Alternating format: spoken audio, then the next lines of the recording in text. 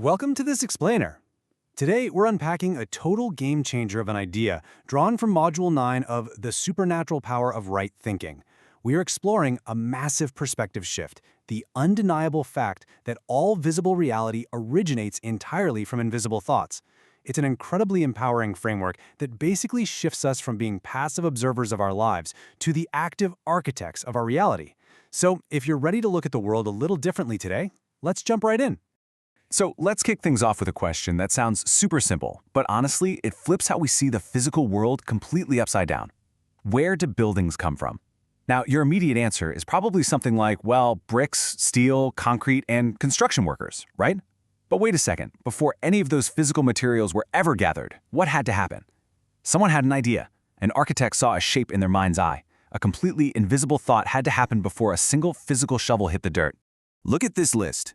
Every single one of these visible realities, the smartphone you might be holding, the roads we drive on, the financial or educational systems we all rely on, even the very tools we use to build, before they ever existed in the physical world, they began as a totally invisible idea.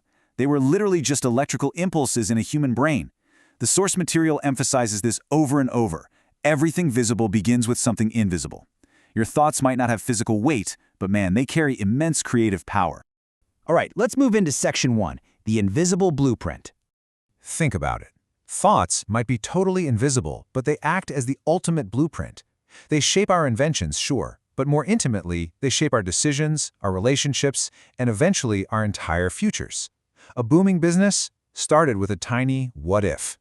A changed life began with a thought, I absolutely cannot keep living this way.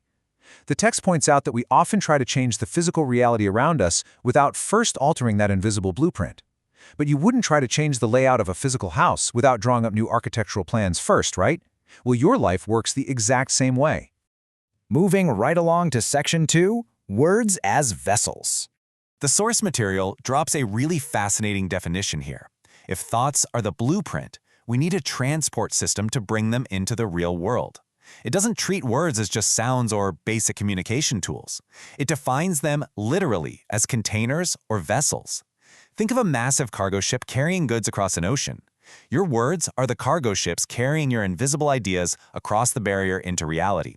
When you speak, you're packaging an invisible thought into a physical sound wave that can actually be heard, written down, and acted upon by other people in the visible world. And this is where the mechanics of manifestation really click into place. It is a very clear three-step progression. Step 1, you think it. Step 2, you speak it out loud, putting that thought into a vessel. And step 3, you inevitably start moving toward it. Have you ever noticed that? What a person thinks about, they tend to talk about constantly. And what you speak about, you literally begin to steer your life toward.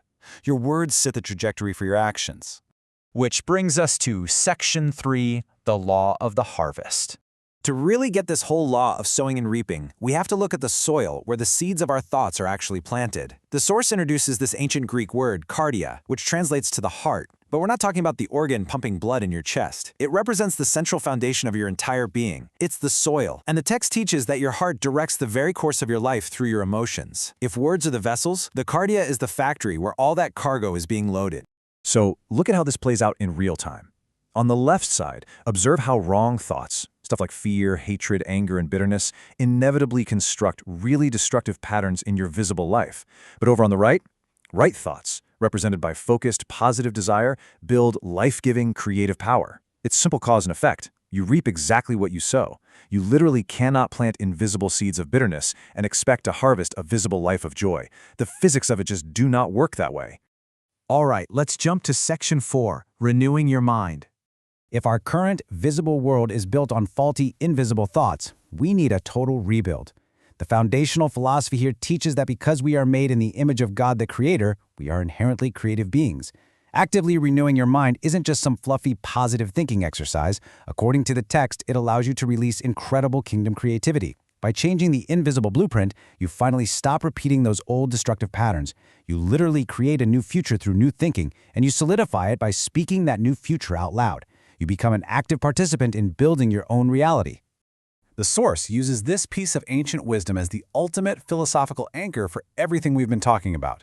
Whatever is true, think on these things. It basically acts as direct quality control for your brain. It reminds us exactly which building materials we should be choosing when constructing our thoughts. If a thought isn't true or honorable or constructive, it has absolutely no business being part of your invisible blueprint. You have to be ruthlessly selective about what you allow to take root in your cardia. And finally, Section 5, Building Your Visible Future. Let's talk about how to actually apply this. The source material gives us some highly effective, totally practical homework. I want you to pick exactly one goal you have for your life right now. Just one. Got it? Okay, now push it through that transportation system we talked about earlier. First, clearly write it down as an intentional thought. Second, write it out as a spoken sentence, something you will actually say out loud, putting it into a vessel. And third, write down one small, physical action you will take this week to move toward it. Thought, word, action. This is exactly how the invisible becomes visible. This explainer has been a pretty distilled look at an incredibly deep subject.